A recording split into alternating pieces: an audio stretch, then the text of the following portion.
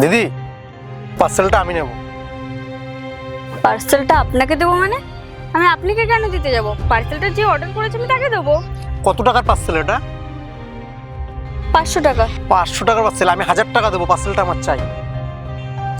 এই দাঁড়ান, পার্সেলটা আমার। পার্সেলটার জন্য আমি 1500 টাকা দেবো, আর পার্সেলটা আমি অর্ডার করেছি, আপনি কেন নেবেন? আবে তুই আমার সাথে ঝামেলা করবি না। ও যদি পার্সেলটার জন্য 1500 টাকা দেয়, আমি 2000 টাকা দেবো, পার্সেলটা আমাকে দিন। এই তুই কিন্তু খুব বেশি বকছিস, ঠিক আছে? পার্সেলটা আমি অর্ডার দিয়েছি আর তাই আমিই নেব। আমি এই পার্সেলটার জন্য 2500 টাকা দেবো। 2500 টাকা? বেশি কথা বলবি না কিন্তু। ও 2500 টাকা বলেছে না, আমি 3000 টাকা দেবো, পার্সেলটা আমার চাই। আচ্ছা, এক সেকেন্ড দাঁড়ান।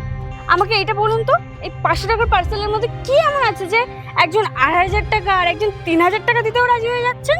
আরে দিদি, আপনি বুঝবেন না। ও হচ্ছে গিয়ে ওই পাড়ার ছেলে আর আমি হচ্ছে এই পাড়ার ছেলে, আর ওকে আমি কখনো কোনো কাজে জিততে দিই না। আর এই পার্সেলটার জন্য 3000 কেন, যদি 1 লাখ টাকা দিত আমি 1 লাখ টাকাই দেবো, পার্সেলটা আমার চাই।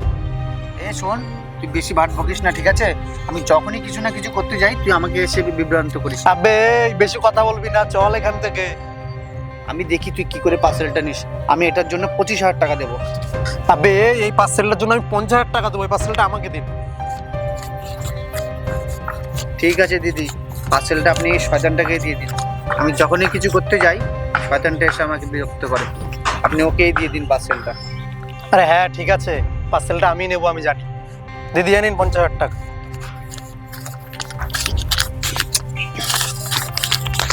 নিন দিদি।